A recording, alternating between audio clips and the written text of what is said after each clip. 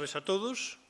Vamos a comenzar la presentación del libro de Ricardo de la Cierva y José Antonio Argos, con 13.178 caídos por Dios y por España, con la lista nominal de las víctimas anexa en un DVD. El libro es un libro que tiene dos partes muy diferenciadas. En una primera parte que está realizada por Ricardo de la Cierva. No me entretengo en la presentación de los autores porque sería absurdo que yo fuera a estas alturas a decirles pues, quién es Ricardo de la Cierva. Bien, o también a decirles quién es Pérez Argos, que en esta universidad ha participado en bastantes reuniones científicas. Pues bien, en la primera parte, que está realizada por Ricardo de la Cierva, se hace una labor fantástica de recoger las sentencias del juez Garzón, las últimas sentencias del juez Garzón, y hacernos ver pues, algunas peculiaridades de su contenido. Bien, yo sobre el juez Garzón no me voy a extender tal que nada, porque tengo duda de lo que se diga sobre un juez es constitutivo de delito y que no, por lo tanto, pues me expreso en los mismos respetuosos términos que hace don Vicente en el libro, perdón, don Ricardo. Como veo a mi maestro, don Vicente Palacio Atar, sentado en el público, he trastocado los nombres, pero como hace don Ricardo el libro. Y yo lo único que tengo la duda, que es algo que no se toca en esta primera parte, es de la autoría, de lo que puede haber de autoría real del escrito. Es decir, que evidentemente el libro cita unas fuentes, cita unos autores, tienen el valor histórico que tienen, pues que es un valor histórico más bien escaso. Pero no sé incluso si podría buscarse hacer una labor de indagación de si podíamos encontrar incluso pluma de determinados historiadores en el texto de la sentencia. Hay un par de historiadores de los que él usa con frecuencia que yo tendría mi duda de si no han sido por lo menos consultados y se les hayan pedido alguna aclaración sobre algún pormenor, etcétera, etcétera. Y también se hace Ricardo de la Cierva un estudio breve pero muy atinado sobre el tema de los niños de la guerra. Porque, claro, cuando leímos la segunda sentencia de Garzón, muchos nos preguntamos bueno, si España era como Argentina, es decir, si aquí había habido miles y miles de niños desaparecidos en la Guerra Civil Española que habían sido entregados a familias de nacionales y alejados de sus hogares, cuando lo cierto es que la imagen que todos nosotros teníamos y que Ricardo nos recuerda aquí pues de manera muy oportuna, es todo lo contrario, que lo que hay son unos niños enviados al extranjero y que pueden ser de cualquier procedencia política, que él mismo estuvo a punto de ser un niño de Rusia, y que el estudio realmente que merecería la pena hacer es el estudio detallado de esos niños.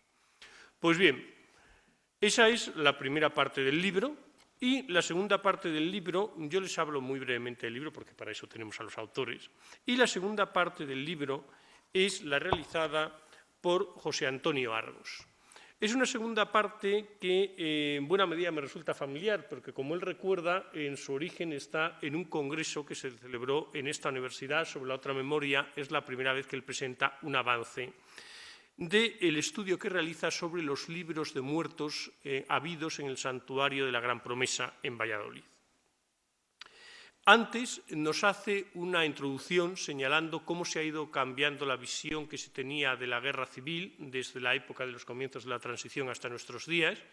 Es muy interesante la reproducción que hace la declaración del Partido Socialista en el Gobierno en el año 1986 sobre la guerra, que es una declaración en plan, pues bueno, aquí hubo una guerra, todos fuimos culpables, hay que recordar a quienes lucharon en favor de la democracia, pero también hay que recordar a quienes lucharon en favor de otras ideas, o sea, muy conciliadora y que realmente pues, tendría poco que ver con las que se ha hecho recientemente por el Gobierno de Rodríguez Zapatero, pero también incluso con algunas declaraciones aprobadas en la época en que el PP se encontraba en el poder y a veces con mayoría absoluta, lo cual pues, no deja de ser sorprendente.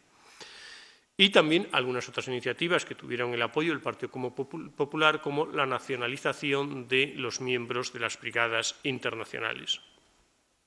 La parte más amplia del escrito de José Antonio Argos es la centrada en describirnos cómo son los libros y qué valor tienen del santuario de la Gran Promesa. Como toda fuente, pues recoge que en ocasiones hay duplicaciones, que hay nombres que pueden faltar, pero en cualquier caso es una fuente muy digna de ser considerada. Por lo general pues se despachaba en un párrafo 2 en los libros de historia para decir que no tenía pues mayor interés, cuando lo cierto es que tiene un interés enorme. Y al final, que es una característica magnífica del libro, bueno, al final y al principio, tienen ustedes un par de CDs donde hay una reproducción fotográfica de estos libros. Libros que son fundamentalmente relaciones de muertos en decaídos de la causa nacional, provincia por provincia. Yo reconozco que echo de menos que a lo mejor alguna cosa informática más moderna que nos permitiera introducir cualquier nombre y buscarlo, etcétera, etcétera. La ordenación que hace por provincias, pues hombre, te la tienes que trabajar un poco, pero en fin, como historiador no me puedo quejar, porque lo que me dan es la reproducción de la fuente original, o sea que sí que tengo clarísimo que no me hace falta trasladarme para nada al Santuario de la Gran Promesa, sino que aquí tengo lo que tengo que tener. Y bien, yo por mi parte quiero simplemente felicitar a los autores y darles las gracias a ustedes por su presencia, y paso ya a cederles la palabra a ellos porque creo que son los que mejor nos pueden hablar de su libro. Y sin más preliminares, le cedo la palabra a José Antonio Argos.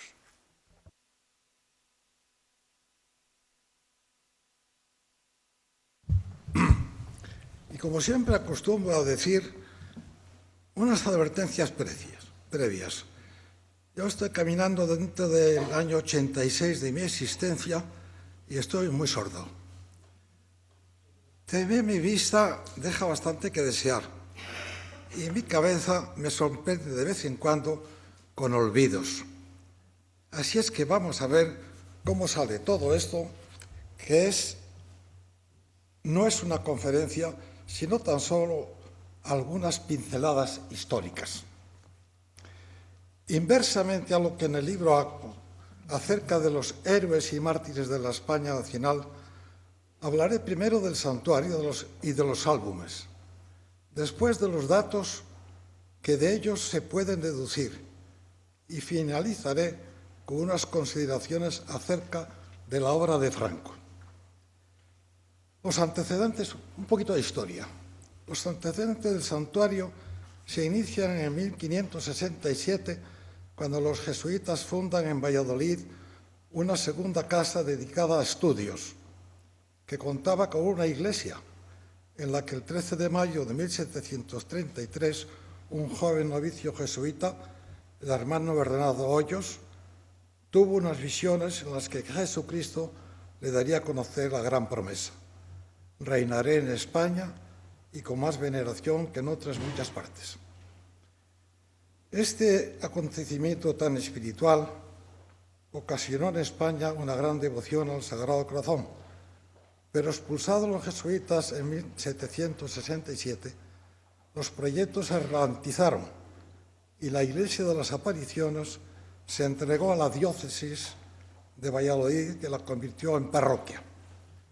Siglo y medio después, renovada aquella espiritualidad, en el año 1933, el arzobispo de Valladolid, doctor Gandásegui, escribiría al Papa Pío XI exponiéndole su proyecto de convertir aquella iglesia en templo nacional expiatorio, que, recibida la autorización, en lo sucesivo sería conocida como Santuario Nacional de la Gran Promesa. A partir de 1936, aquel proyecto tomaría un fuerte impulso a causa del fervor religioso que la guerra haría revivir en la zona nacional.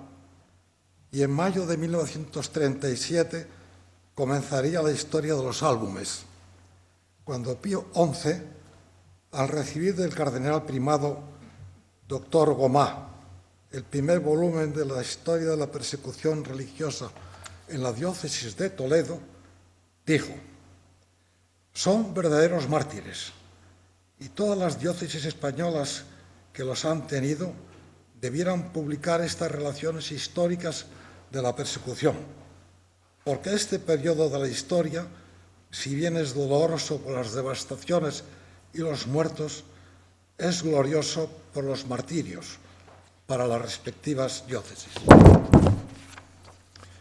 Atendida esta sugerencia del Papa, en los años 40 se confeccionaron dos álbumes con los nombres de 6.871 mártires eclesiásticos, incluidos 12 obispos y un administrador apostólico, asesinados todos en la zona republicana sin proceso alguno. Siguiendo ese ejemplo, y ahora por decisión de Franco, en los mismos años fueron también elaborados 50 álbumes en otras tantas provincias, mientras otras instituciones lo harían con otros 10 álbumes, conteniendo en todos ellos los nombres de caídos en combate o asesinados. De común acuerdo, los 72 volúmenes se fueron depositando en el santuario, quedando establecido desde entonces y a perpetuidad que diariamente se oficiase una misa por el eterno descanso de todas aquellas víctimas. El propósito de Franco se puso de manifiesto en unas memorables palabras contenidas en una carta que en 1940 envió al nuevo arzobispo doctor García y García. Ahí, en el templo expiatorio de la Gran Promesa, sus nombres. En el Valle de los Caídos, templo, cripta y monasterio, lugares de recogimiento, meditación y estudio, sus cenizas queridas, que deben estar presentes en todos los afanes de los buenos españoles para que sirvan de aliento en las más difíciles empresas. Yo digo ahora, vergüenza para los que dicen que Franco construyó el Valle de los Caídos para su propia sepultura. En el año 40 estaba oteando con sus primáticos la Sierra de Guadarrama, buscando un emplazamiento, y al mismo tiempo escribía esta carta al arzobispo de Valladolid. Y ahora dicen que buscaba aquello para su propio enterramiento. Bueno, a partir de los años 50 apenas se hablaba ya de estos álbumes, y por ello hace 3 años, después de soportar durante 31 el oprobioso tratamiento que se estaba dando a la heroica lucha que habían sostenido aquellas gloriosas víctimas, me propuse, con la colaboración económica y el aliento de media docena de entrañables amigos, rescatar el tesoro que los álbumes contenían, lo que fue posible por el colosal trabajo de quienes durante más de mes y medio, desde el amanecer hasta el anochecer, llevaron a cabo la proeza de fotografiar todas sus páginas. Son estos héroes mi sobrino, Alfonso Perdomo Espínola Molero, que no sé si está aquí, pues parece que no está, y su primo, Jacobo Molero Cifuentes. Gracias a todos ellos podemos ofrecer a los descendientes de aquellos héroes y mártires y a todos los españoles, y muy en particular a las nuevas generaciones, el conocimiento de tan ingente sacrificio. Los 62 álbumes forman un total de 6.463 páginas, pero solo en los 50 de las provincias están los nombres de los 113.178 caídos por Dios y por España en aquella guerra. Calificación de caídos por Dios y por España justificada por la tremenda persecución religiosa que se llevaba a cabo en la zona republicana, a cuyos cuerpos armados se habían unido los de los independentistas vascos y catalanes. Los 12 álbumes restantes podrían contener una repetición de nombres, y solo lo sabremos cuando se haga una base de datos. Se distribuyen de esta manera: 2 con los nombres de los obispos y clérigos asesinados, 6.871. 9 con los de la adoración nocturna, 2.125. Asociación Nacional de Propagandistas, 83. Delegación Nacional de Escautivos, 28.457. Cuerpo de Correos, 229. Cuerpo de Telecomunicaciones, 90. Ferroviarios y tranviarios, 810. Magisterio Español, 576. Periodistas, 179. Vieja Guardia Montañesa, 1588. Y uno más con los nombres de otros sacerdotes y seminaristas de Málaga. De los datos contenidos en los álbumes y en otras fuentes, he deducido unos probables resúmenes relativos a la zona nacional que en números redondos podrían ser, y por supuesto no tengo seguridad absoluta de que puedan ser exactos estos números. Movilización máxima en la zona nacional, 1 millón de hombres. Martínez Bande es la fuente. Combatientes máximo, 860.000. Casas de la Vega. Muertos en campaña, 71.000. Asesinados, 54.000. Heridos, 353.000. Mutilados, 50.000. Estos datos están en una fotografía que estaréis viendo, que está en un monolito existente en la Academia General Militar de Zaragoza. La cifra de 114.000 caídos, entre muertos en campaña y asesinados, solo difiere en un 0,73% de los 113.178 que se citan en los 50 álbumes provinciales, en los que no están diferenciados de ninguna manera, salvo en 4 o 5 provincias, aquellos que caen en combate de los que son asesinados. En conjunto, sobre el total de la guerra, contando los dos bandos, he llegado a hacer una estimación como mínimo que serían del orden de 250.000 víctimas, que supone 3 veces el aforo del Santiago Bernabéu. Vamos ahora a poner unas páginas, una selección, porque son muchísimos álbumes, muchísimos, 5.000 y pico páginas, 6.000 y pico páginas, y hemos hecho una pequeña selección. Vamos allá. Ya está. Va, empieza. Este primer que se ve ahí es la portada del álbum de los obispos y sacerdotes. Es una joya como obra de arte, una verdadera obra de arte. Y son 2 iguales, uno para obispos y sacerdotes y otro para religiosos y religiosas. Con este nos basta. Aquí viene ahora una oración que la voy a leer porque tiene el valor de estar escrito en aquella época. Y dice así: a la santa y gloriosa y ejemplar memoria de los obispos, sacerdotes del clero secular, religiosos, religiosas y seminaristas que en la cruzada de 1936 a 1939 contra el comunismo anticristiano y antiespañol dieron su vida por Dios y por España. Descansen en paz. Oh Rey de los mártires, por tu cerrado corazón amorosísimo y por tu sangre preciosísima y por la sangre que a la tuya unieron místicamente obispos, sacerdotes del clero secular, religiosos, religiosas y seminaristas, reina ya permanente en España y en el mundo hispánico y en todo el orbe de la tierra, con reinado de justicia y de amor y de paz. Viva Cristo Rey.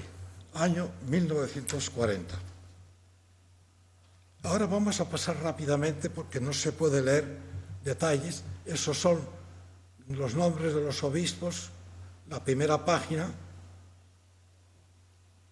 Pasa.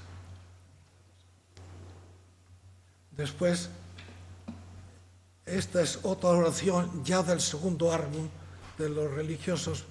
No vale la pena extendernos porque perdemos mucho tiempo. Pasan. Esto se refiere a la portada de la Asociación Nacional Católica de Propagandistas. Hemos puesto una página, la portada, y después la primera, que dice Asociación Nacional Católica de Propagandistas, relación de los que murieron por Dios y por España, sacrificados por los rojos o luchando bajo las banderas de la patria, caídos en combate o asesinados. Pues aquí están los tres primeros nombres y luego continúan todos ellos, pero no vamos a reproducirlos. Pues esta es la diócesis de Alicante, pues, con una segunda página, pues, y después una primera lista que no se lee, pero vienen muchas páginas.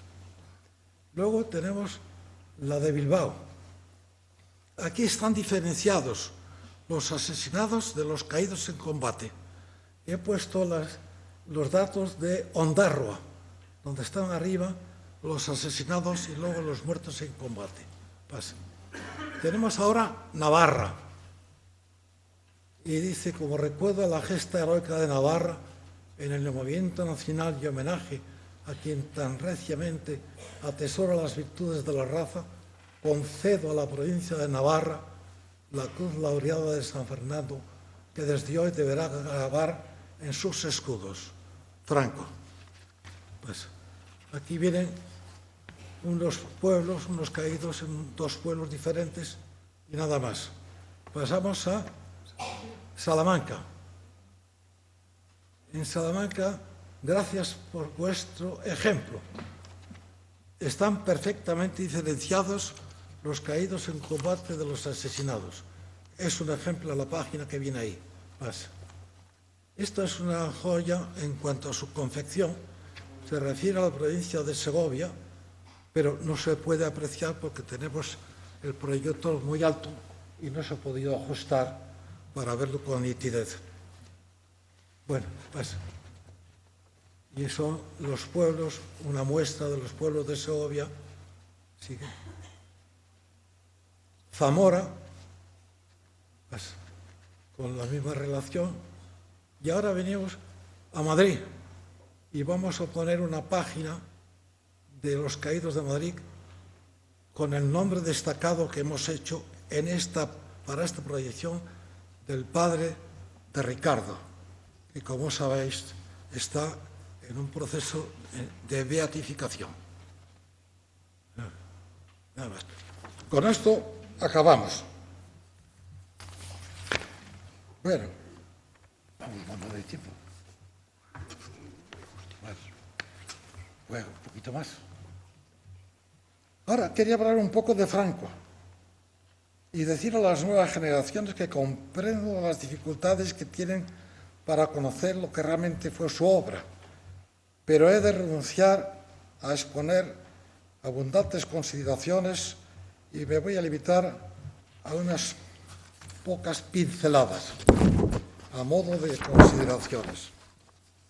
La primera es que se lean los libros de historia fehacientes. Recomiendo el de Ricardo de la Cierva, Media Nación no se resigna a morir. Después, la segunda se refiere a un sencillo estudio que hago en el libro con datos de 1833 hasta la actualidad, acerca de la duración y el número de gobiernos habidos en 5 sucesivas y democráticas etapas históricas, excluidas las del general Primo de Rivera y las de Franco, porque no son políticamente homologables. Pero vamos a ver los resultados.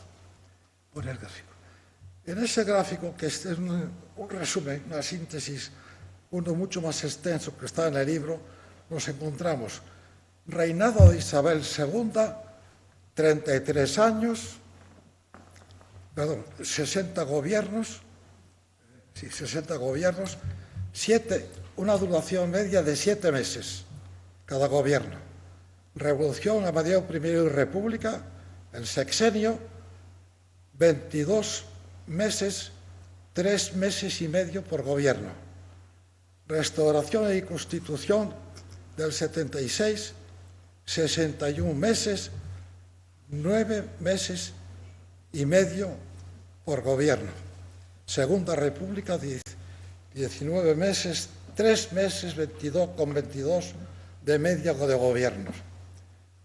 En la reinada de Juan Carlos I, 12 gobiernos, 32 meses con 4.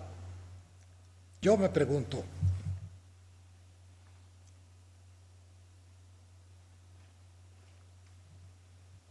¿qué es lo que ha pasado en España a la muerte de Franco para que de la duración de aquellos gobiernos democráticos que alcanzaron un máximo de 9,9 meses con la Constitución del 76 y un mínimo de 3,22 con la del 31, se haya elevado en un 338% respecto de la mejor de las anteriores medias? Es que de la noche a la mañana, a partir de 1975, nos hemos convertido en otro país. Lo que estos datos confirman es que durante el mandato de Franco tuvieron que elevarse en gran medida los índices de crecimiento cultural, económico y de paz social, para que a su desaparición fuera posible que se incrementase de tal forma estos significativos índices de estabilidad sociopolítica en regímenes democráticos, y que por enfrentamientos ideológicos y sociales en monarquía y república habían llegado a tales extremos de peligrosidad que con otros gravísimos antecedentes podían haber sido causa de la guerra civil. ¿Soportaríamos ahora un gobierno cada 9 meses?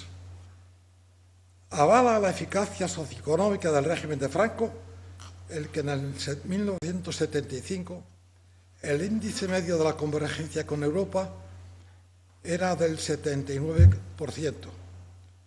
Instaurada la monarquía, se fue reduciendo hasta que 22 años después, en el año 97, se volvió a alcanzar el mismo nivel que él nos había dejado.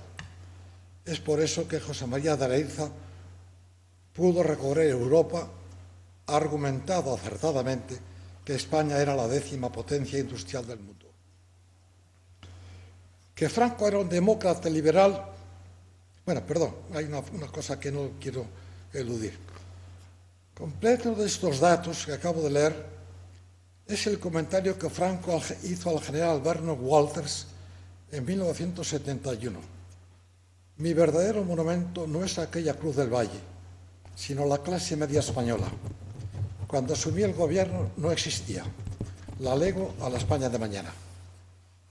Que Franco era un demócrata liberal es evidente, pero que con 2 referendos constitucionales en menos de 25 años, con la ingente obra de legislación socioeconómica realizada por representaciones orgánicas, incluidas las eclesiásticas, con gobiernos formados por personalidades del más alto nivel científico y académico, y con la población popular en 1976 de la reforma política y no de la ruptura, no puedo aceptar la peyorativa calificación de dictador con el que ahora se califica.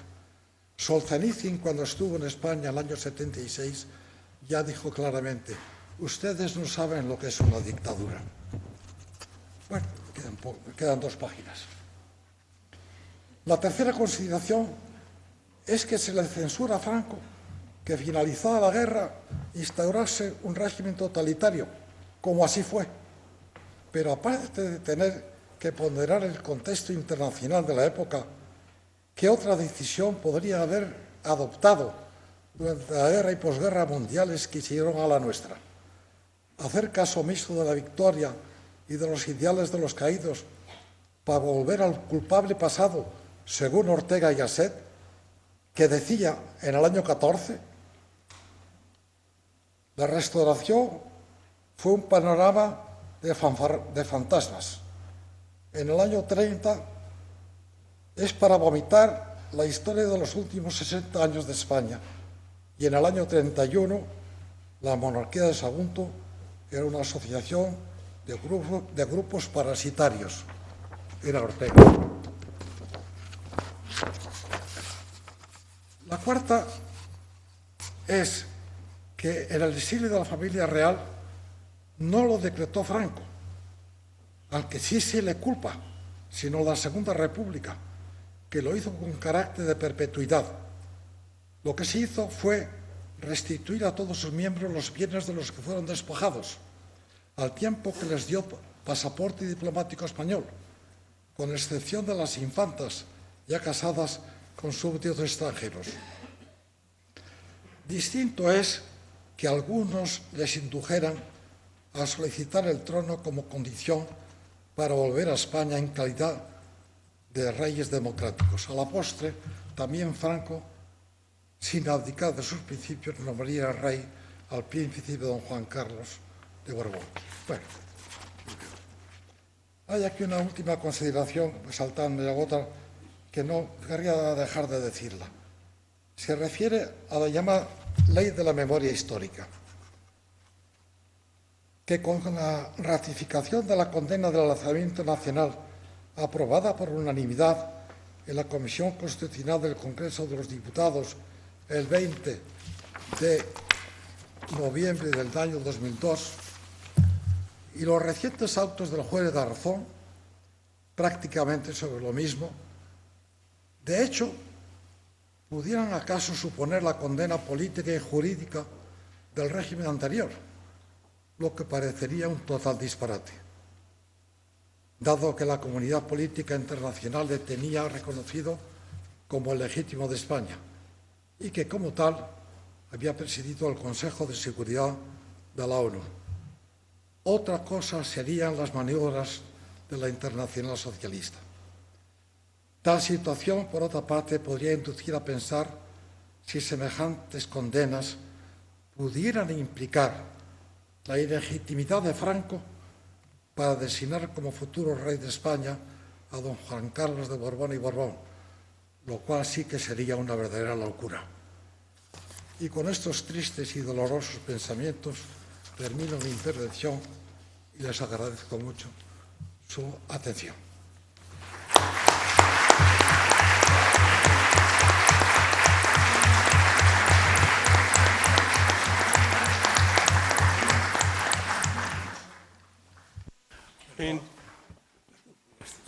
Tiene la palabra don Ricardo de la Cierva.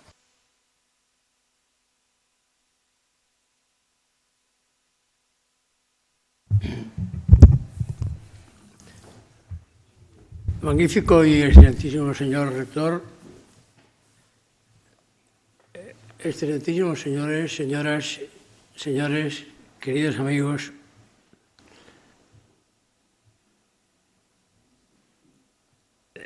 yo agradezco mucho, porque tengo muchísimo que agradecer a las dos ilustres personas que me han precedido en el uso de la palabra, porque la contribución que uno y otro han hecho a la historia contemporánea de España en uno de sus aspectos más increíblemente descuidados, bien merece la pena que sacásemos este libro precisamente para contribuir, yo creo que de manera decisiva, a colmar un vacío que se iba reproduciendo a medida que se repetían las mismas mentiras, las mismas vaciedades, las mismas insuficiencias sobre la memoria histórica tan justamente fustigada por don José Antonio Argos a lo largo de todos estos últimos años. Bueno, esta es la hora en que al comenzar el año que estamos viviendo, prácticamente no se conocía nada de un tema tan colosal, tan importante como las víctimas de nuestra guerra civil. Pues esto es verdad. No se conocía nada que las mismas cifras sobre el conjunto de estas víctimas en un lado y en el otro lado, porque se solían hacer de esta manera bífida la catalogación de las víctimas, digo, no se conocía nada y además casi era mejor, porque cuando algún osado trataba de dar alguna cifra, generalmente metía la pata y decía unas cosas verdaderamente horribles, que a mí me daba vergüenza a veces reproducirlas en mis libros, naturalmente citando a los autores de tamaños desafueros. Por eso quiero contestar amablemente a la alusión que hoy nuestro rector me hace cuando dice con toda razón que en el libro en el cual yo ocupo una destacada parte, no sé si con méritos o no, en este libro yo cito a algunas cosas, pero no cito a la pléyade de autores que han opinado, que han dado su nombre, que han comprometido su nombre debajo de algunas cifras. Bueno, pues yo lo he hecho en buena parte por conmiseración, porque se trata a veces de ilustres profesores catedráticos de universidad y de instituto que han escrito sobre las víctimas de la guerra civil y parece mentira como unas personas a quienes en principio se les reconoce el valor y la formación necesaria para hablar de un tema tan fundamental, pues se han limitado por lo general a desbarrar. Yo tengo que decirlo así porque durante muchos años, quizá demasiados, a mí me daba miedo, me daba terror asomarme a este problema de las víctimas y porque algunas cosas me constaban de manera directa por experiencia personal de mis primeros años de infancia y adolescencia y, sin embargo, yo veía que estas ilustres personalidades que tienen, algunas de ellas, muchísima fama, pues no han hecho más que desbarrar en el tema de las víctimas de nuestra guerra civil.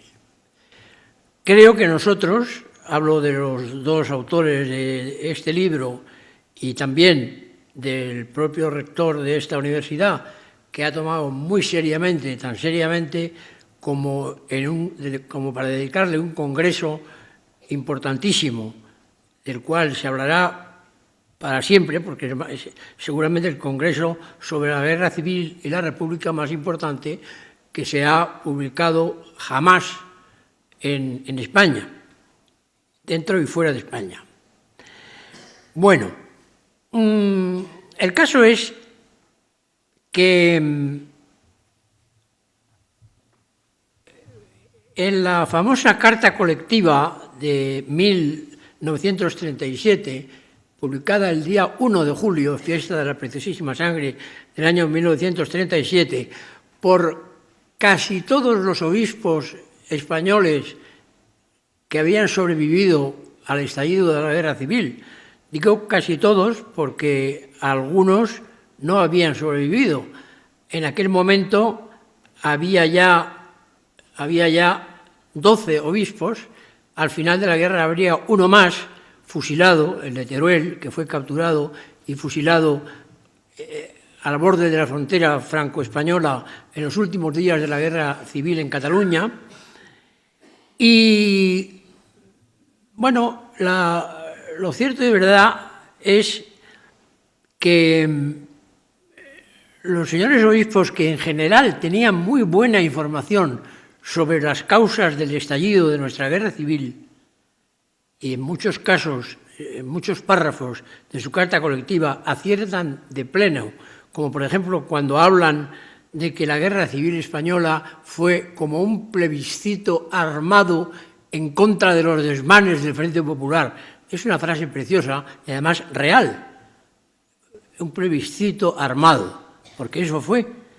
Bueno, pues, sin embargo, los obispos que, como digo, tenían buena información en conjunto sobre lo que había sido la causa y las causas fundamentales de nuestra guerra civil, sin embargo, en cuanto se refieren al número de víctimas que produce nuestra guerra, pues se les escapa, cosa muy excepcional en ellos, un auténtico disparate. Es muy difícil que a un conjunto de obispos en España se les escape un disparate. En este caso lo hicieron, el famoso 1.000.000 de muertos.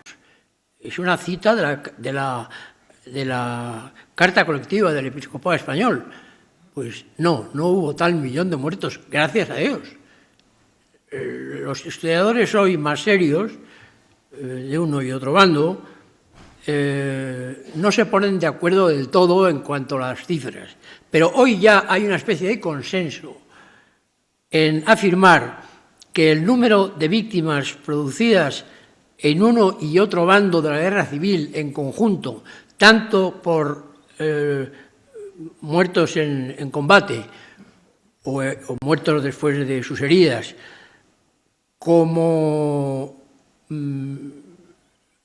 aquellas personas que fueron fusiladas por represión en una y otra retaguardia, pues, como dice muy bien el señor Argos, es casi seguro que no superan los 250.000 en conjunto, que es mucho, pero que es un poco menos, bastante menos, que el presunto 1.000.000 de muertos que los obispos creían que se había producido virtualmente en zona republicana, lo cual agrava todavía más el error. Bueno,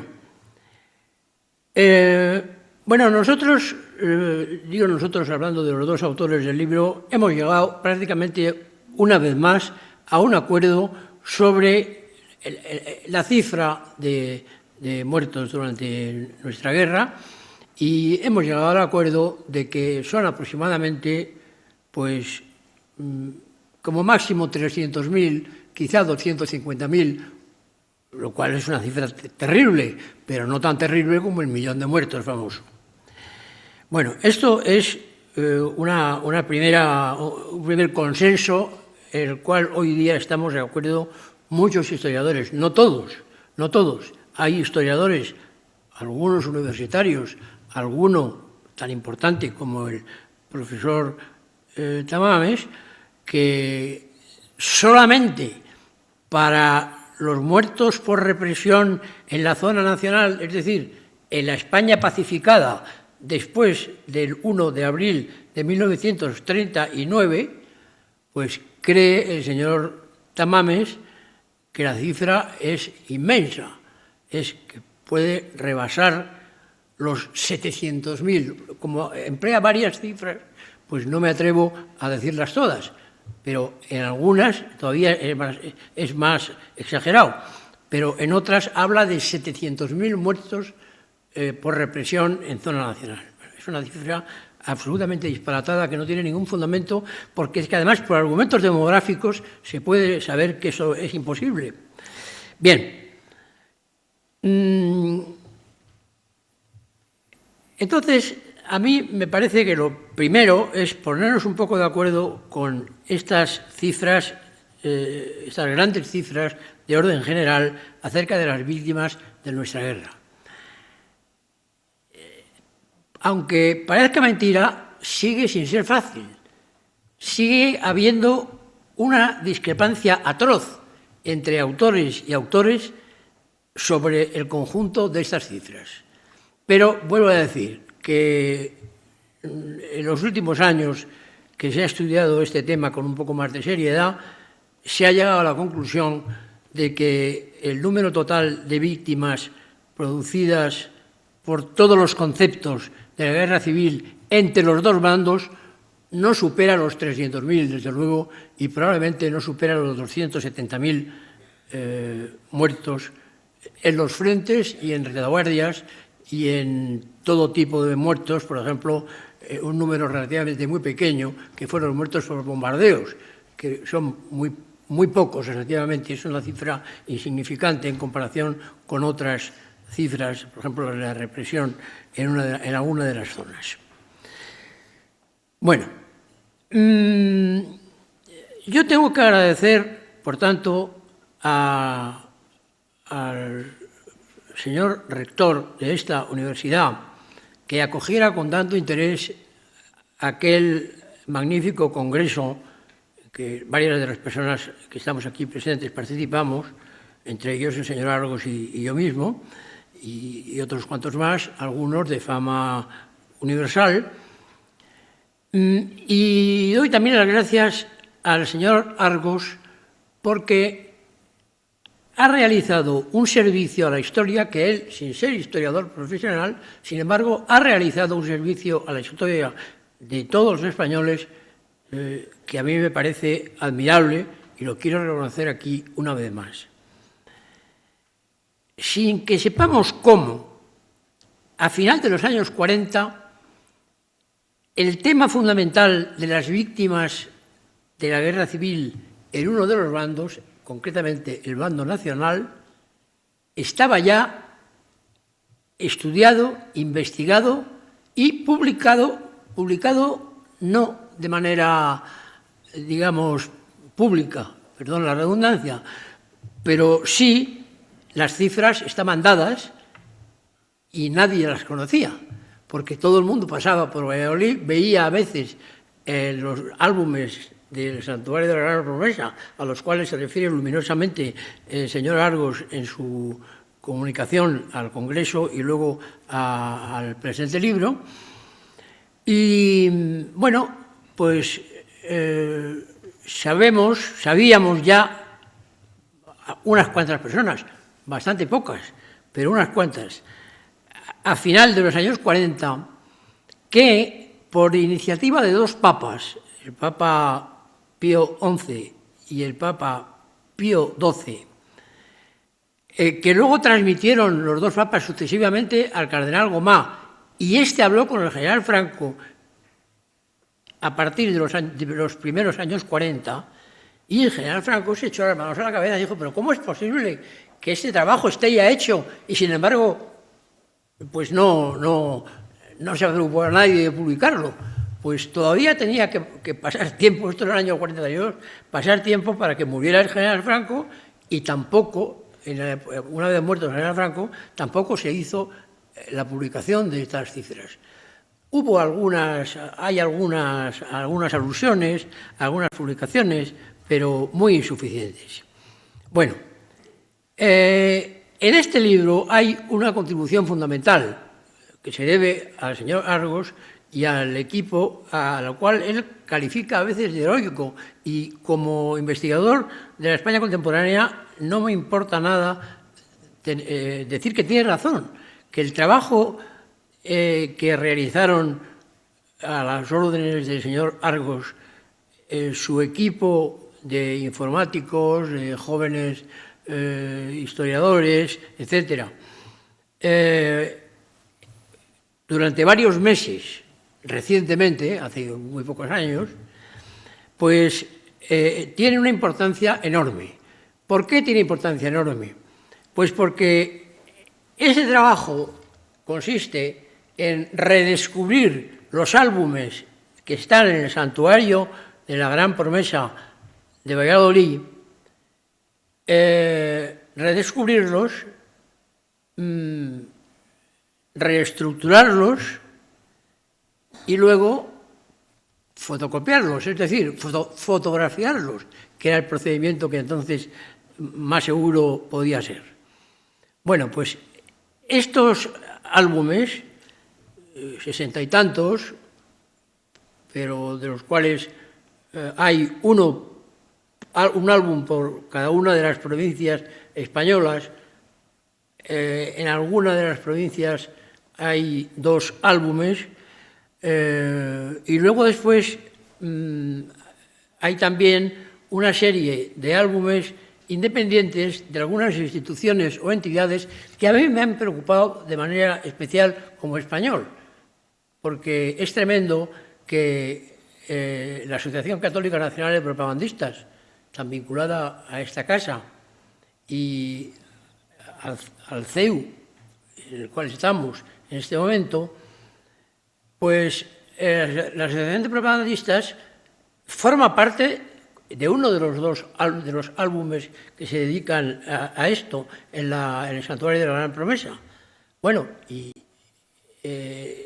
todos los muertos de la Asociación de Propagandistas quiere decir que se les fue buscando por sus casas, si estaban en la zona republicana, sacándolos y matándolos. El exministro don Federico Salmón Amorín es un propagandista, es el creador del CEU, que hoy nos acoge también para esta conferencia y para este acto.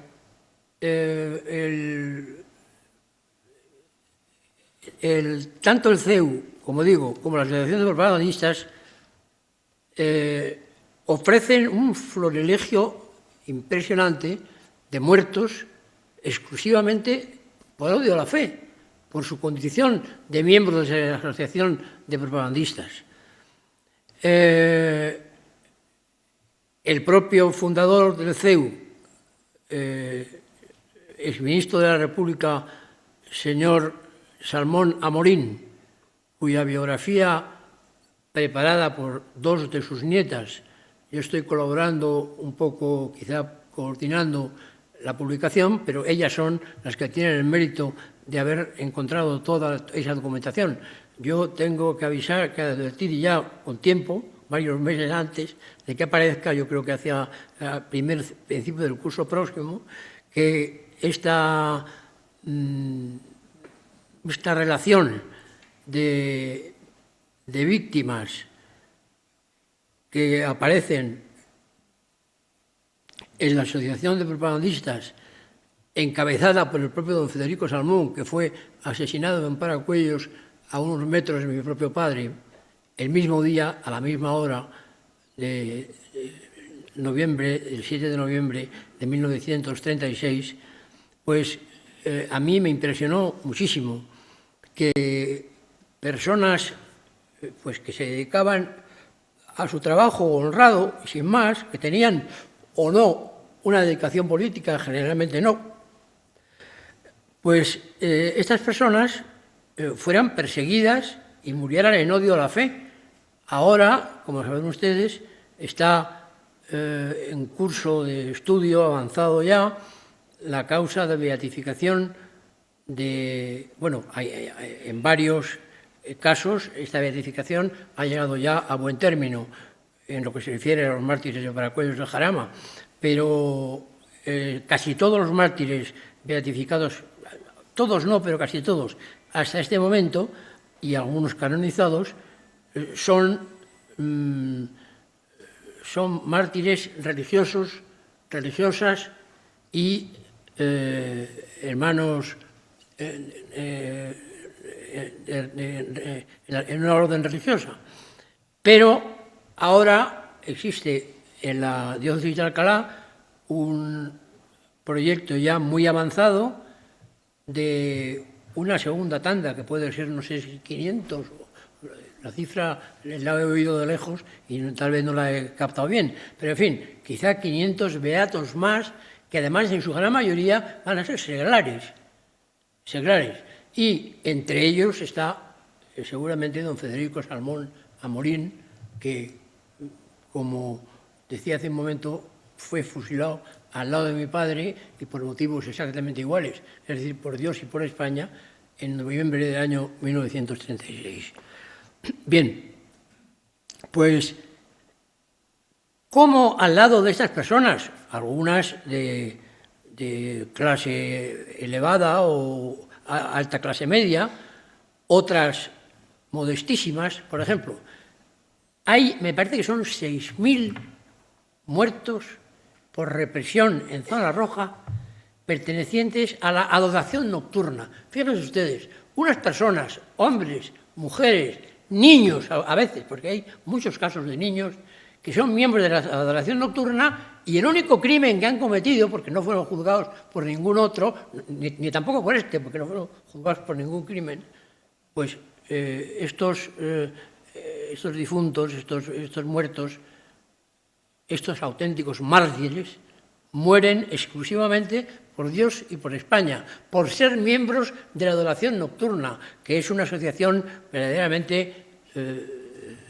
digna de todo respeto y de toda veneración, y que ahora va a ser digna de tener un ramillete impresionante de mártires cuando su santidad Benedicto XVI pues, decida que se pueda proceder a esta beatificación. Es decir, que vamos sabiendo ya algunas cosas importantes. Vamos sabiendo que el número, la cifra de muertos por represión en la zona nacional, pues es una cifra determinada que tenemos estudiada en el libro que hoy presentamos, 113.178, es el título terrible del libro, caídos por Dios y por España, incluyendo los que están los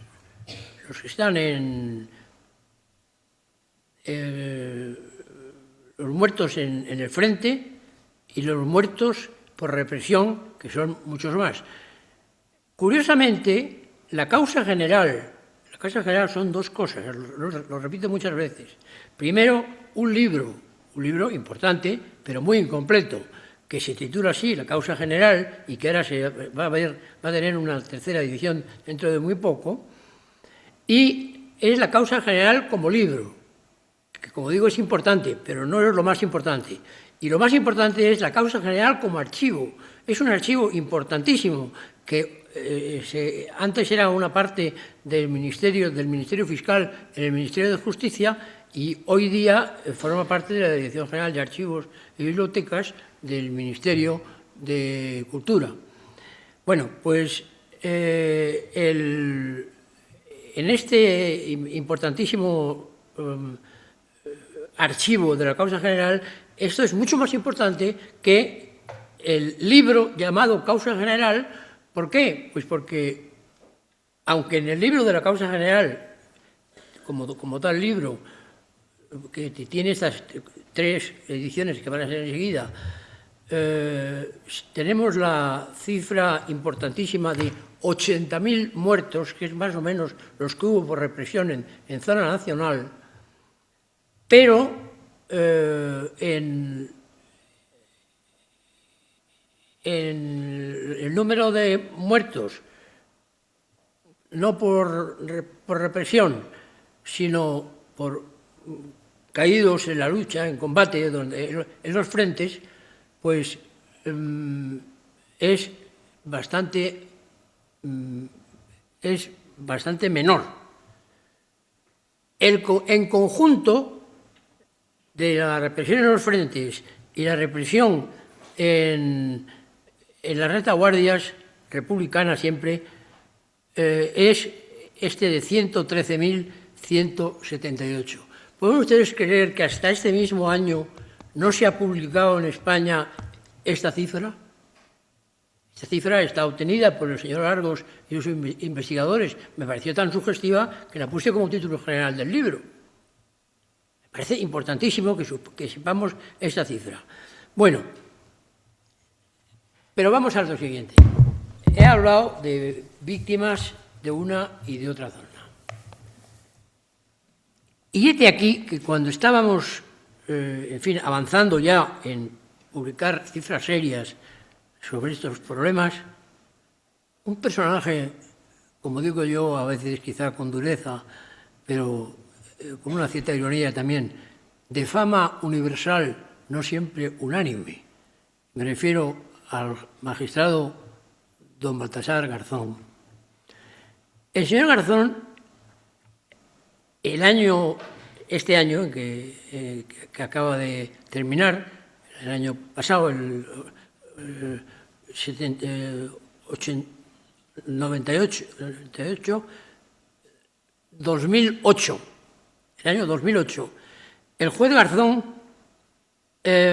aventura una cifra sobre los muertos asesinados por el general Franco, con estas palabras.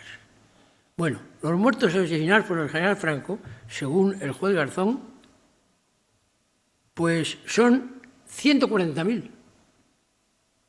Bueno, en fuentes provenientes de la zona nacional, la cifra que se daba es la que acabo de leer, es 113.178. Es la cifra de los muertos que figuran en este libro, pero con una diferencia. Nosotros hemos publicado, como ha marcado muy bien en la pizarra el señor Argos durante su conferencia, estos muertos son los muertos por todos conceptos, tanto en los muertos en combate como los muertos por represión. Pero digo que lo importante es que esta cifra no solamente la damos aquí, sino que además damos la lista completa. La lista completa que está reproducida por el equipo del señor Argos, está en la primera página y en la última página de este libro. Aquí están la cifra completa en 2 DVDs. Entonces, ¿y los 140.000 muertos? Cifra parecida, ¿no? Yo al principio me alegré y pensé, hombre, vamos a hacer que fuimos igual de bárbaros en un bando y en otro. Pues no, no es así. Los 140.000 muertos del señor Garzón, no tengo más remedio que decirlo aquí, es un invento. No existen. Nadie los ha contado jamás. No están en ninguna parte.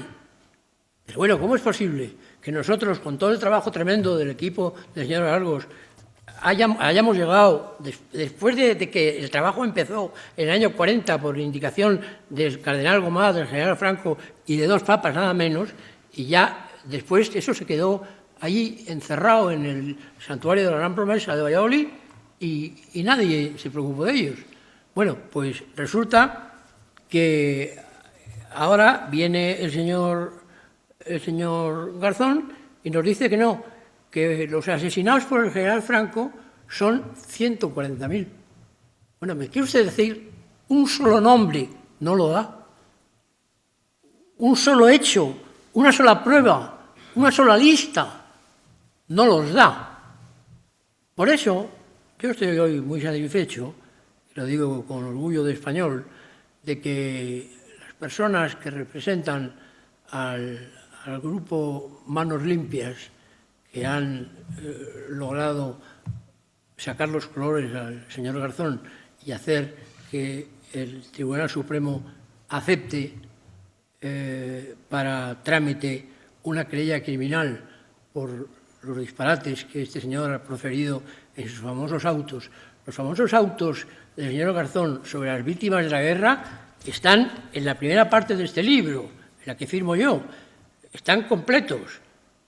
Lo que pasa es que en esos autos del señor Garzón, pues no hay una cifra, los 140.000, pero nosotros damos las cifras totales de los muertos en toda la zona nacional, porque es el que conocemos, son nuestros muertos, y la damos y la ofrecemos, ahí está. Y decimos, si hay algún error que se puede haber producido, algún error o hasta a lo mejor un 4% de errores, pues puede que sí, pues díganlo ustedes y en la próxima edición del libro, con mucho gusto reproduciremos las cifras correctas y haremos una segunda edición completamente corregida, o por lo menos casi corregida. Quizá tengamos que hacer alguna edición más, no lo sé. ¿Qué es lo que pasa? Que toda esa balumba histórica de la mal llamada memoria histórica, que es desmemoria pura, es venganza pura, no tiene absolutamente ningún fundamento histórico. Y lo digo como catedrático de historia en una cátedra de historia, no lo digo en ninguna parte más o menos arbitraria. No, es que no es verdad. Es que los 140.000 muertos del señor Garzón carecen por completo de fundamento. Él no lo ofrece. Nosotros damos las listas completas. Por tanto, alguna ventaja tenemos sobre ellos. Pero hay más. Yo he dicho muchas veces en este libro que estamos completamente dispuestos a colaborar con las llamadas asociaciones de la memoria histórica, en las cuales no creemos que mienten, que no saben lo que dicen y que además mienten por interés y de una manera, en la propia ley de la memoria histórica. Lo siento mucho como ciudadano, pero no puedo creer en ella. Creo que es una ley absolutamente ficticia, que no tiene ninguna prueba. Y estoy deseando que alguien me dé las pruebas, porque las he pedido muchas veces y jamás no hay nadie que me las haya dado. Bueno, pues está completamente claro, por tanto, que por parte de las víctimas de la zona nacional está muy claro el número y la lista, los nombres de estas víctimas. Y por parte de los asesinados por Franco, según frase del señor Garzón, pues está muy claro que hay una cifra, 140.000, lanzada a voleo, como los 700.000 de Tamames o como los 40 y tantos mil de otros. Cada uno dice la cifra que le da la gana, pero ninguno nos da una cifra real. Nosotros, y cuando hablo de nosotros hablo de muchas personas, estamos firmemente decididos a cooperar con las personas que representan a estas agrupaciones de la memoria histórica, que son todas ellas movidas por el deseo de venganza y movidas por la mentira, porque hasta ahora no han hecho más que mentir. Estamos decididos a, cuando a veces tengamos alguna prueba de unas víctimas provenientes de la zona nacional que se han descubierto en zona republicana, tenemos algunas pruebas, sobre todo en La Mancha, es un número aterrador, en la ciudad de Málaga es un número aterrador, que está también en los álbumes estos de La Gran Promesa, pues con mucho gusto entregaremos a estos señores de la memoria histórica todas nuestras listas y todas nuestras pruebas. Todavía no me ha contestado nadie, pero el compromiso está aquí, está firme. Me temo que el compromiso que tienen estos señores es un compromiso diferente. Desde luego, desde que ha aparecido este libro, no ha vuelto a aparecer ni un solo representante de la memoria histórica a proferir sus habituales disparates sobre el caso. Ni uno. Ni uno. Y en cambio nosotros hemos publicado ya estas listas que están en este momento con la primera edición de 5.000 ejemplares, hoy completamente agotada en las librerías. ¿Qué le vamos a hacer? No se puede, a estas alturas, no se puede hablar de muertos de primera y muertos de segunda y muertos de tercera, como ha llegado a hacer alguien, no precisamente en la zona nacional. Es absurdo creer que las víctimas por orden de Franco, que a lo mejor todavía le quedaban unos meses para ser jefe del Estado, pero aparte, son detalles que no voy a entrar en ellos ahora, son todavía más ridículos. Bueno, pues no se puede hablar tan alegremente de víctimas provocadas por asesinatos de Franco o de los generales, y no se puede tampoco, por tanto, acusar a Franco y a 34 miembros de sus gobiernos. ¿Por qué 34? Si hubo muchos más, ¿por qué 34 solos? Ah, pues porque el señor Garzón, de su real pecho, se saca esa idea. Es decir, el señor Garzón dice con toda claridad que los muertos en zona nacional, es decir, muertos por orden de Franco, son 140.000, pero no nos da, como digo, ni un solo nombre, ni una sola cita, nada. Bueno, esto es muy importante porque quiere decir que cuando el señor Garzón, y entro en la parte segunda ya de mi libro, en la primera parte de mi libro, cuando el señor Garzón decide que en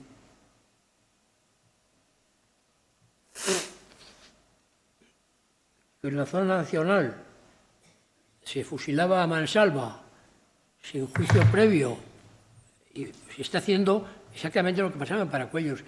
¿Cuántas personas juzgadas por algún tribunal, entre las 8.000 o 9.000 que hay enterradas en Paracuellos, fueron juzgadas por un tribunal? ¿Dónde está el tribunal que juzgó a mi padre, por ejemplo? No existe, no existe nunca. Ha habido algún caso que sí. El señor Salmón tuvo un simulacro de juicio, nada más que simulacro. No, el proceso no se concluyó. José Antonio Primo Rivera tuvo un simulacro de juicio. El proceso tampoco llegó a final. Pero, ¿cuándo tendremos esas listas de muertos de la zona nacional en que dicen estos autores que he citado, entre otros el señor Garzón, que fueron fusilados por orden de Franco? Pues no lo sé cuándo lo tendremos. Al paso que van, que es aproximadamente algo así como 100 muertos por año, pues no sé si en el año 3 o 4.000 de nuestra era se habrá conseguido ya dar una cifra, a lo mejor, pero hasta dentro de 3 o 4.000 años no, porque para cómo además el Tribunal Supremo, la Audiencia Nacional prohibió al señor Garzón seguir con sus exhumaciones de cadáveres y ahora solamente se pueden hacer por mandato de un juez. Solamente hay una fosa abierta por mandato de un juez, con 30 cadáveres. Lamentable cifra y tristísima. Estamos deseando que sean enterrados con todos los honores que merecen. Pero no hay más cifras, ni hay más datos, ni hay más números. Por tanto, esto sí que lo quiero decir ahora ya, con toda la documentación que tenemos puesta en este libro, lo queremos decir con toda tranquilidad. Bueno, no me quiero extender más porque en este libro, al hablar de los autos del señor Garzón, primero yo lo que hago es reproducir íntegramente los autos. Bueno, en segundo lugar,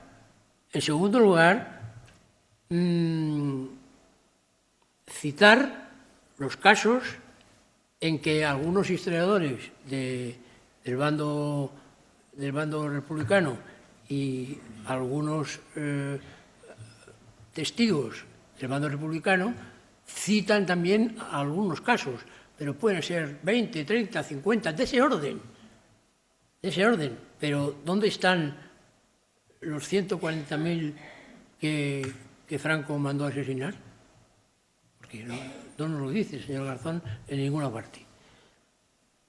Bueno, miren ustedes, esto no lo pensaba decir hoy, precisamente por un motivo muy claro, pero lo voy a decir porque tengo que dar una explicación como historiador de lo que soy.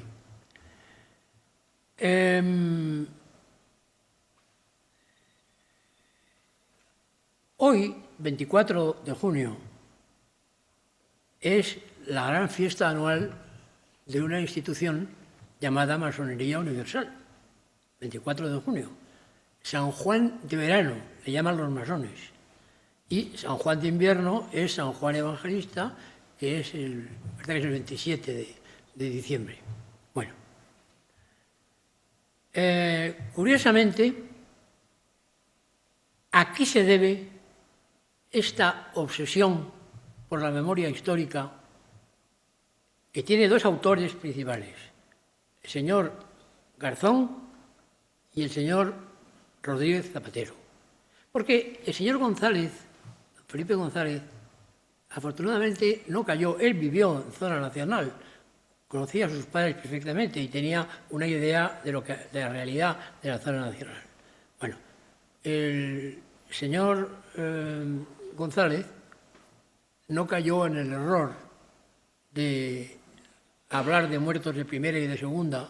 Él conocía la zona nacional, vivió en ella, llegó en ella a la categoría de alférez provisional universitario Y, naturalmente, no se le ocurrió decir los disparates que se le escapan a los señores Tamames y Garzón, no. Pero, curiosamente, el señor Garzón sí que se obstina en hablar de los 140.000. Bueno, ¿a qué se debe esto? ¿Qué entidad hay en el mundo, y concretamente en España, que esté alimentando en la sombra, en secreto, toda esta terrible balumba de la memoria histórica? Bueno, lo siento, pero es la misma sociedad que recientemente pues ha dado una serie de noticias concretas sobre las víctimas de la guerra civil en la zona nacional. Esta asociación tiene un nombre que hay que tener con él mucho cuidado, porque se ha exagerado mucho en su contra, y por eso conviene hablar de él con muchísima prudencia y con muchísima reserva y con muchísima documentación. Me estoy refiriendo a la masonería universal. Hoy, la fiesta de San Juan de Verano es un día muy propio para hablar de la masonería. Y hace poco publicaba yo un libro, quizá el más importante que he publicado nunca sobre la masonería, llevo ya varios, que se llamaba La masonería invisible. Libro que algún interés tendrá para los masones, porque ha provocado una correspondencia entre mi humilde persona como historiador y la masonería universal, que pueden ustedes echarse a temblar a ver lo copioso que es esta correspondencia. Hasta que ya han venido a verme, han venido a mi casa, me pidieron permiso muy amablemente, dos importantes masones alemanes, grado 33, uno alemán y uno francés, perdón, aunque viviera en Alemania, en que, aparte de ofrecerme por cuarta vez en mi vida ya la posibilidad, el honor de ingresar en la masonería, esto me viene pasando desde hace unos 40 años, o sea que ya estoy bastante acostumbrado a que me pase. Y siempre con todo respeto y agradecimiento, porque yo lo considero un honor, como es natural, les doy las razones por las que no los hago. No les hago caso, sino y no acepto el ingresar en esa orden. Y no es por desprecio de ningún tipo, sino porque no, porque la razón está muy clara. Yo tuve familia masónica importante, uno de mis abuelos fue miembro activo de la masonería, y eso además lo descubrí yo en mi familia, y por poco me corren vivo, porque decían que era imposible, que bueno, pues no. Logia Vigilancia de Murcia, por más señas, año 1884, me parece que es el ingreso. Bueno, lo que pasa es que mi abuelo, don Juan de la Cierva y Peñafiel, Azaña se asombraba de que don Juan de la Cierva hubiera sido republicano y masón. Pero claro, la gente, como no lee Azaña, se limita a decir barbaridades sobre él, pero no lo lee. Yo lo leí en el libro de Azaña, en las memorias, y me hizo muchísima gracia. Pero es verdad, Azaña tenía razón, mi abuelo fue republicano y fue masón. Bueno, que fuera masón a mí me extrañó menos. Que fuera republicano me extrañó más, pero tenía razón don Manuel Azaña, fue republicano y masón. Entre otras cosas, porque los liberales radicales del siglo XIX, mi abuelo era del siglo XIX, pues eran prácticamente todos masones. Ser masón era ser liberal y ser liberal era ser masón. Bueno, pues cuando mi abuelo ingresó en la masonería fue porque un hermano suyo más joven, gravemente enfermo, que murió de esa grave enfermedad, Julián se llamaba, que era masón, pues le pidió a mi abuelo, al cual consideraba como un padre, que ingresara a la masonería porque para él era un consuelo y tal. Bueno, mi abuelo, que no le interesaba en absoluto, le hizo caso e ingresó. ingresó hasta que tuvo la feliz ocurrencia de casarse con mi abuela, una señora de Cartagena, Codorniu y Bosch, apellidos catalanes nada masónicos, y ella, cuando ya él le pidió matrimonio y decidieron casarse en la iglesia de San Nicolás de Murcia, cuando él era alcalde de Murcia, que era algo entonces muy importante como lo es ahora, pues mi abuelo le dijo que se quería casar con ella y tal, pero ella le dijo, ¿tú casarte conmigo? Bueno, mi abuela tenía 15 años en aquel momento, el 30, y le dijo él, pues sí, quiero casarme contigo. Y digo, no, pero hay una dificultad terrible para que tú y yo nos casemos. No hay muchas dificultades, hay solamente una, es que eres masón.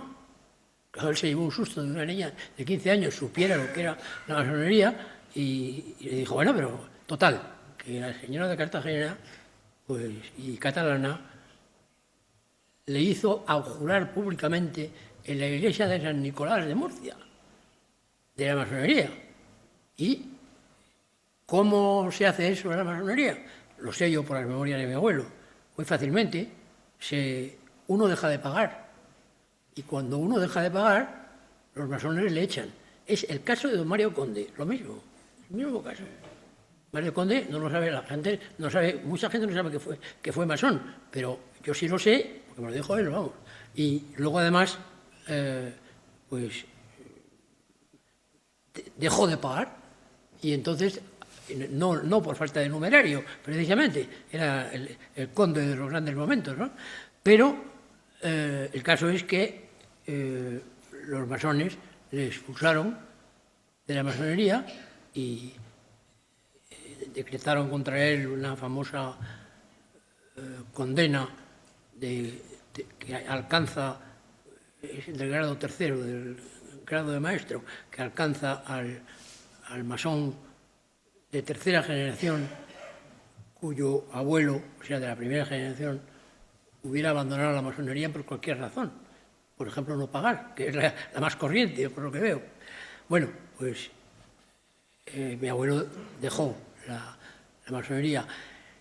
Y en muchos libros masónicos que yo conozco y tengo y he leído, se insiste en que mi tío Juan de la Cierva y Codorniu, hermano de uno de los mártires que está en estas listas que nos ha enseñado ahora el señor Argos, pues mi tío Juan de la Cierva Codorniu, inventor del autogiro, jamás fue masón, pero como lo que les molestaba a los masones de verdad es que mi abuelo lo hubiera sido, pues hay varios libros masónicos, tengo todos en mi casa, cuidadosamente catalogados y fichados, en que se dicen que mi tío Juan fue masón. Ya por eso, en este libro, pues cito el caso de mi tío Juan, que es completamente falso. No fue masón jamás, porque en mi familia, generalmente, las personas relevantes de la familia tienen un alto sentido del humor. Mi abuelo tenía un gran sentido del humor, como buen murciano. Mi tío Juan también, mi padre también. Y, claro, pues mi tío Juan no podía ser masón porque tenía el sentido del ridículo. Don Manuel Azaña, que cuenta todo esto y que fue masón el día 5 de marzo del año 33, me parece que es la fecha de la iniciación de don Manuel Azaña en la logia del Príncipe XII de Madrid. Y bueno, pues don Manuel Azaña cuenta cómo fue y qué cosas le hicieron hacer, cómo le hicieron andar de rodillas con una pernera levantada del pantalón y otras ridiculeces por el estilo. Y Azaña dice, lo pasé fatal, lo pasé pésimamente, tanto que estuve varias veces a punto de marcharme, pero no se marchó, porque él necesitaba la masonería para sus fines políticos. Y por eso Azaña, hay una segunda parte que les prometo para otro día, porque si no me voy a extender demasiado, Azaña volvió no volvió al seno de la Iglesia porque nunca abandonó la Iglesia católica. Azaña no se convirtió, Azaña fue católico siempre. Se casó por la Iglesia en San Manuel y San Benito. Y fue toda su vida católico, pero católico excomulgado, porque entonces la masonería estaba seriamente excomulgada. No digo que ahora no lo esté, que no está igual, pero lo disimula, ¿no? Entonces sí que lo estaba. La viuda de don Manuel Azaña, que fue profunda católica, doña Dolores de Rivas Cherif, me ha hecho llegar por un amigo común pidiéndome que rectifique, porque dice que don Manuel Azaña nunca, jamás abandonó la masonería y murió en el seno de la masonería. Lo siento por doña Dolores Rivas, porque yo tengo una documentación absolutamente segura, que es el obispo de Tarbes, Lourdes, obispo que dio los sacramentos a don Manuel Azaña en el año 40, en antevísperas de su muerte. El obispo de Tarbes mandó una carta al arzobispado de Valencia diciendo que don Manuel Azaña había muerto reconciliado con la Iglesia y en el seno de la Iglesia Católica.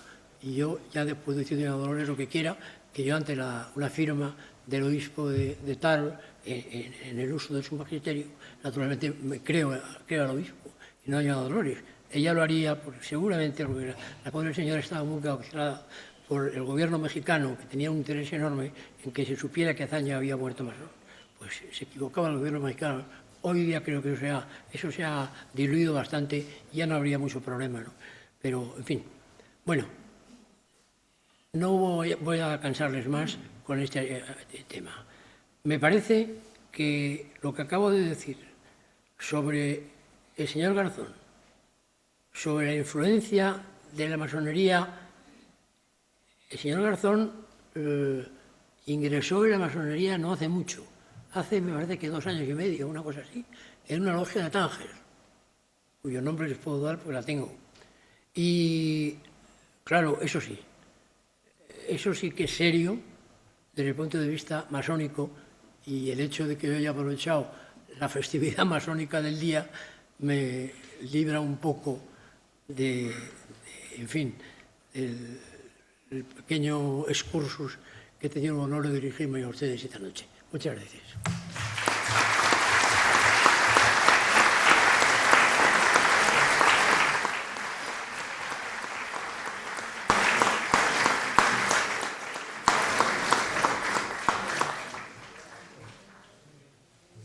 Bien, para acabar, simplemente volver a dar, en nombre de la Universidad, las gracias a los 2 autores de este magnífico libro, que además les puedo garantizar que ha sido una lectura muy amena que me he podido hacer durante mi viaje de ida y vuelta a Venecia en estos días, y realmente he disfrutado tanto del libro como de la ciudad, y muchísimas gracias a ustedes por su presencia entre nosotros.